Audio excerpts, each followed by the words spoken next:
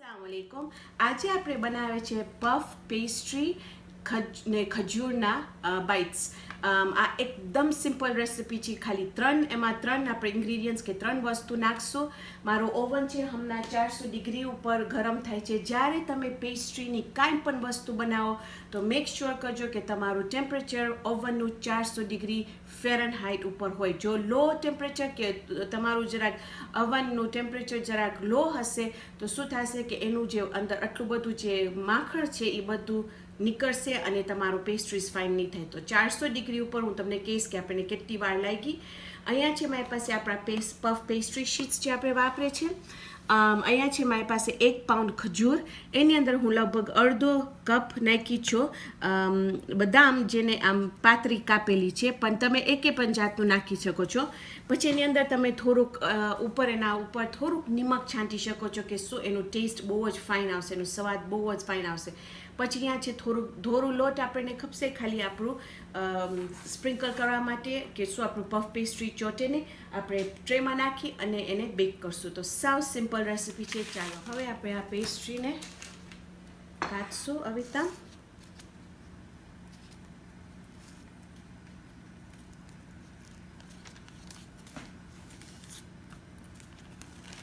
અને એને 3 પીસીસ કરશું આવી રીતના।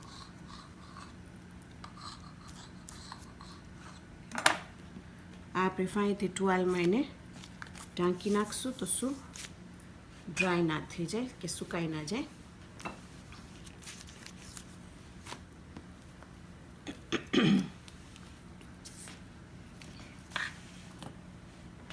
છાંટશું જરાક નીચે તો શું ચોટે નહીં।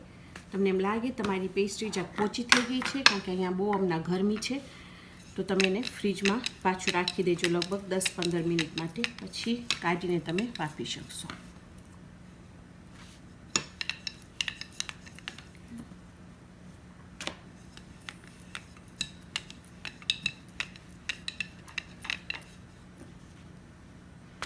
જરાક હું એને વધારે એને આ સાઈડનું જરાક મોટું રાખું છું તો શું આપણે જ્યારે વચમાં એને ખજૂર નાખશું તો ફાઇન તે બંધ થાય।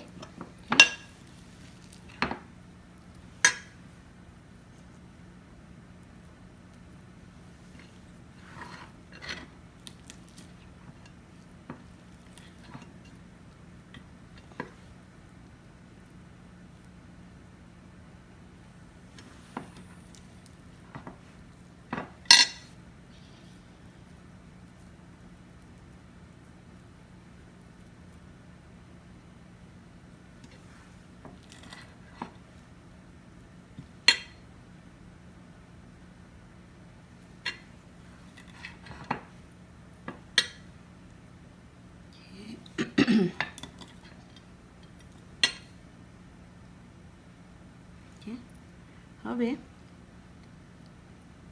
એક બાજુ અહીંયા નીચેનું તમે એને ઉપર લઈ આવજો આવી રીતના, ને પછી બીજું પીસ પણ ઉપર લઈ આવજો આવી રીતના।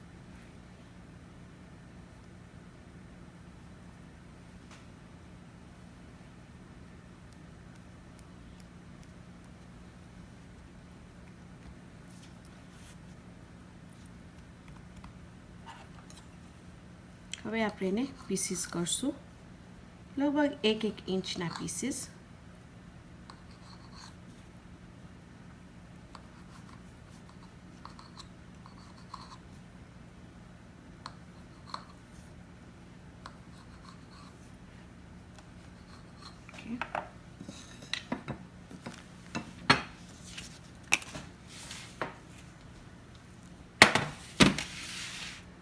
આપણે એને ટ્રે ઉપર રાખશું આવી રીતના, ને તમે જોશો કે બીજા હું શરૂ કરી નાખી હતી કારણ કે મને તમને બતાવ્યું હતું કે કેવી રીતે તમે એના ઉપર ગાર્નિશ કરી શકો છો।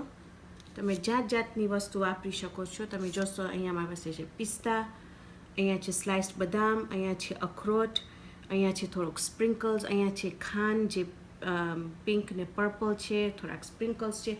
તો તમને જેવી આને ઓલું કરવું હોય, ગાર્નિશ કરવું હોય, બિલકુલ તમારા ઉપર છે। ઓકે, ને પહેલાં પછી એના ઉપર થોડુંક આવી રીતના મયાઈ કે ઈંડુને ફાઇન રીતે બ્રશ કરી નાખજો આવી રીતના.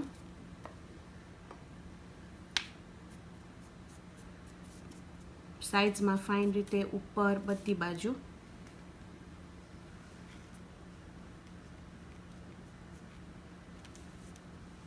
આનાથી જો તમે ઈંડુ કે મયાઈ ના વાપરતા હોય તો પછી દૂધનું જે દૂધ આવે છે આપણે એને ઇવેપોરેટેડ મિલ્ક કે છે એ તમે એના ઉપર બ્રશ કરી શકો છો.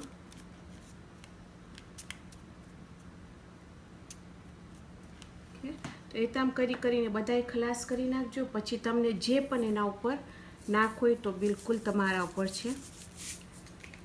ને બસ હવે આપણે એને ઓવનમાં નાખી દઈશું 400 ડિગ્રી ઉપર. આવીને હું તમને કહીશ કે અહીંયા કે આપણા ડેટ બાઇટ્સ ફાઇન રીતે થઈ ગયા છે, ગોલ્ડન બ્રાઉન, અને લગભગ 35 મિનિટ લાગી ઓવનમાં એને થવા માટે. પણ બધાયનું ઓવન ડિફરન્ટ છે તો તમે જરાક એના ઉપર આંક રાખજો કે તમે બહુ ના શેકી નાખો. અને હું અહીંયા મારું એક ટેસ્ટ કરી મારો અંગ્રેજી વિડીયો માટે, અને એકદમ સ્વાદિષ્ટ થયા છે આ. બારે એનું પેસ્ટ્રી ફ્લેકી પેસ્ટ્રી છે, અને અંદર બદામ નાખ્યા છે આપણે, અને ખજૂર.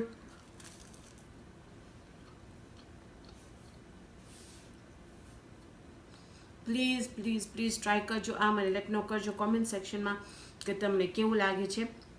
તો આજે આપણે બનાવ્યા છે આપણા પફ પેસ્ટ્રી ને ડેટ બાઇટ્સ. ઇન્શાલ્લાહ આવતી વખતે આપણે બીજી જબરદસ્ત રેસિપી બનાવશો.